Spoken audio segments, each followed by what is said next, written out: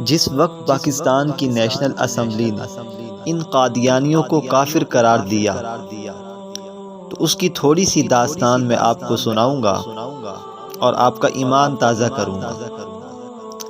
11 یا 13 دن تک قادیانیوں کا وکیل اپنا نقطہ نظر بیان کرتا رہا اور اپنی قادیانیت مذہب کی وہ تعلیم تمام اسمبلی میں بیٹھنے والوں کو سناتا رہا۔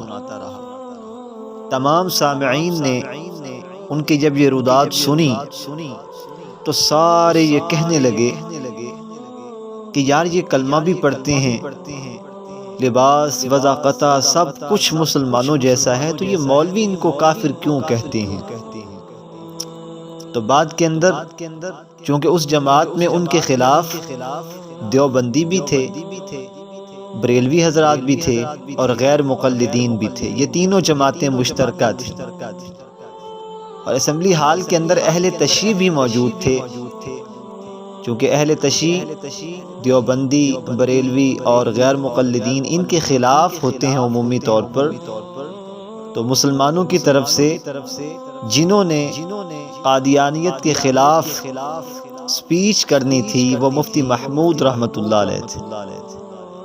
مفتی محمود رحمۃ اللہ علیہ نے جب اسمبلی ہال میں موجود لوگوں کی گفتگو سنی کہ لوگوں کا رویہ یہ ہے کہ قادیانیت کو مولوی حضرات بلا وجہ کفر کی طرف لے کے جاتے ہیں، ان کا کلمہ ہمارے جیسا، ان کی عبادت ہمارے جیسی، ان کے نظریات ہمارے جیسے، تو مفتی محمود رحمۃ اللہ علیہ نے سب سے پہلا جو اس قادیانی سے سوال کیا کہ آپ مرزا غلام احمد قادیانی کو کیا سمجھتے ہیں؟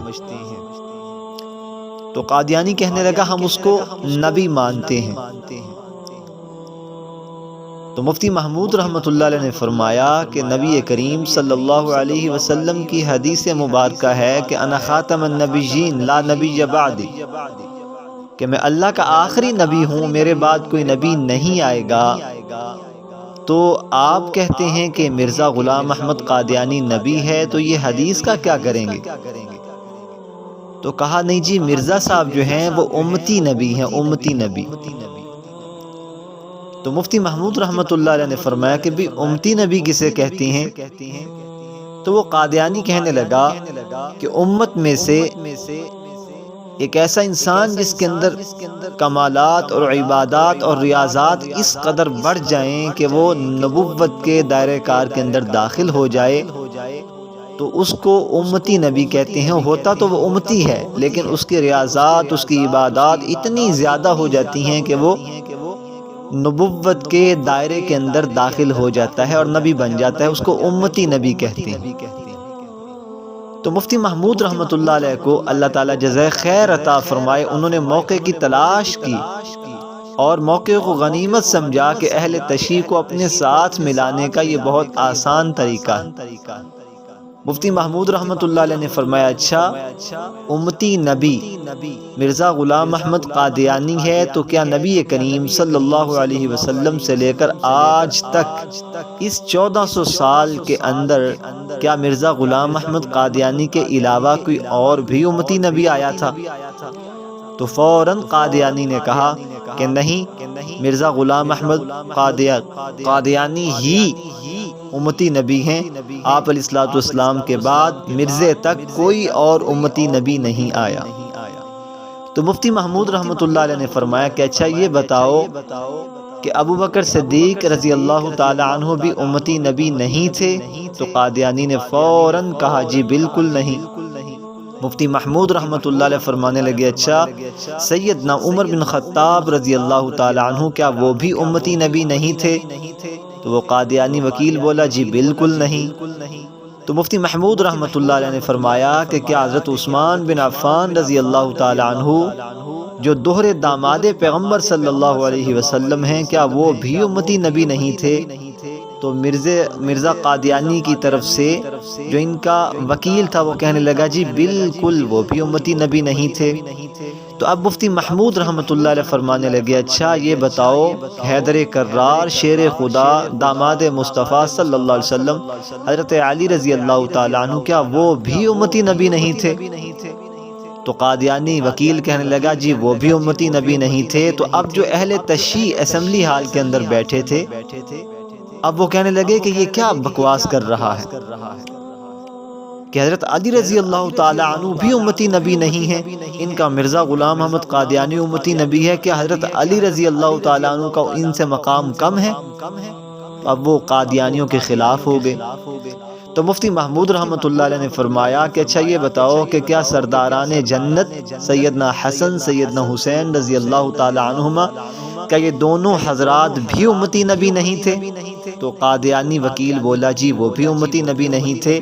تو اس وقت شیعہ جو ہیں وہ ڈسک بجانے لگے، اس نے کہا اس کمبخت کو نیچے بٹھاؤ، یہ کیا باتیں کر رہا ہے کہ مرزا غلام احمد قادیانی کا درجہ سیدنا علی رضی اللہ تعالی عنہ سے اور سیدنا امام حسن حسین رضی اللہ تعالی عنہما سے بھی بڑا چڑھا کے بیان کر رہا ہے۔ تو اہل تشیع جو تھے وہ قادیانیوں کے خلاف ہو گئے۔ اب مفتی محمود رحمۃ اللہ علیہ نے فرمایا کہ جو ہے بتاؤ کہ امتی نبی جو تھے وہ مرزا غلام احمد قادیانی تھے۔ تو اب میں آپ سے اگلا سوال یہ کرتا ہوں کہ جو آپ کے مرزا غلام احمد قادیانی کو نبی نہ مانے تو وہ کون ہے؟ تو کہنے لگے جی وہ کافر ہیں۔ تو مفتی محمود رحمۃ اللہ علیہ فرمانے لگے عام عوام سے کہ دیکھو جو نیشنل اسمبلی کے اندر موجود بندے بیٹھے تھے، کہا کہ تم کہتی ہو کہ یہ مسلمان ہیں، ان کا کلمہ مسلمانوں جیسا، ان کے لباس وضاقتہ مسلمانوں جیسی، ان کے اطوار نظریات مسلمانوں جیسے۔ اب دیکھو یہ کیا کہہ رہا ہے کہ جو مرزے کا کلمہ نہیں پڑھتا وہ مسلمان نہیں، وہ کافر ہے۔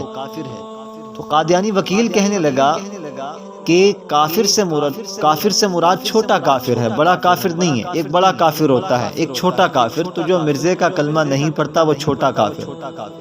مفتی محمود رحمۃ اللہ علیہ فرمانے لگی اچھا یہ بتاؤ کہ تمہارے مرزا جی کی کتاب کے اندر لکھا ہوا ہے کہ جو مجھے نبی نہیں مانتا وہ کافر ہے، پکا کافر ہے۔ تو پکے کافر سے کیا مراد ہے؟ چلو کافر سے مراد تو چھوٹا کافر ہے، آگے لکھا ہے کافر ہے، پکا کافر ہے، تو اس سے کیا مراد ہے؟ تو وہ کہنے لگا قادیانی وکیل کہ وہ اپنے چھوٹے کفر کے اندر پکا ہے، چھوٹے کفر کے اندر۔ تو مفتی محمود رحمۃ اللہ علیہ فرمانے لگے کہ اچھا یہ بتاؤ کہ تمہارے مرزا جی نے آگے ایک اور لفظ بھی بولا ہے، کہا وہ کون سا؟ کہا کہ جو مرزا جی کو نبی نہیں مانتا وہ کافر ہے، پکا کافر ہے، دائرہ اسلام سے خارج ہے، دائرہ اسلام سے خارج ہے۔ اب یہ بتاؤ، کہا کہ اسلام کے بہت سارے دائرے ہیں، ایک دائرے سے نکلتا ہے تو دوسرے دائرے کے اندر داخل ہو جاتا ہے، یعنی کہ دیکھیں وہ اپنی چال کیسے چل رہا ہے، اپنی باتوں کی چال کیسے بنا رہا۔ تو مفتی محمود رحمۃ اللہ علیہ نے فرمایا کہ آگے اس نے کیا لکھا مرزا نے کہ کافر ہے، پکا کافر ہے، دائرہ اسلام سے خارج ہے، اور جو مجھے پیغمبر نہیں مانتا وہ نعوذ باللہ کنجریوں کی اولاد ہے۔ جب یہ بات کی تو اسمبلی ہال کے اندر موجود ہر شخص جو ہے وہ ان کو برا بھلا کہنے لگا کہ اس کا مطلب ہے کہ ہم سارے نعوذ باللہ کنجریوں کی اولاد ہیں اگر ہم مرزا کو نہیں مانتے تو جب یہ بات سنی تو اس وقت سب نے یہ فیصلہ کر لیا بمائے اہل تشیع نے کہ ہم نے ان کو کافر قرار دینا ہے، یہ تو واقعتاً پکے کافر ہیں۔ تو اس طریقے سے ایک تاریخ ساز فیصلہ لکھا گیا ذوالفقار علی مرحوم بھٹو کے دور کے اندر۔ جب وہ دستخط کرنے لگے ذوالفقار بھٹو مرحوم رحمۃ اللہ علیہ، تو جب وہ دستخط کرنے لگے اس نے کہا کہ مفتی محمود یہ جو تم مجھ سے دستخط کروا رہے ہو یہ ایک ورق پر دستخط نہیں ہے، یہ میں جانتا ہوں یہ میری موت کے پروانے کے اوپر دستخط ہے۔ تو مفتی محمود رحمۃ اللہ علیہ فرمانے لگے کہ ذوالفقار علی اگر نبی صلی اللہ علیہ وسلم کی ختم نبوت پر تمہاری موت آ جائے تو اس سے سستا سودا نہیں ہے، اللہ تعالیٰ تمہاری بخشش کا اعلان فرمائیں گے قیامت کے دن، اور آپ علیہ الصلوۃ والسلام کی شفاعت نصیب ہوگی انشاءاللہ قیامت کے دن۔ تو انہوں نے پھر دستخط کیے، اور اس ساری کارگزاری کے بعد قادیانیوں کو پاکستان کی آئینی اور قانونی طور پر قادیانیوں کو کافر قرار دیا گیا۔ اب قادیانی اپنے آپ کو مسلمان نہیں کہہ سکتے اور اپنی عبادت گاہ کو مسجد نہیں کہہ سکتے، اپنے دین کی تبلیغ بالکل نہیں کر سکتے، ان کو قطعاً اجازت نہیں پاکستان کے آئین اور قانون کی حیثیت سے۔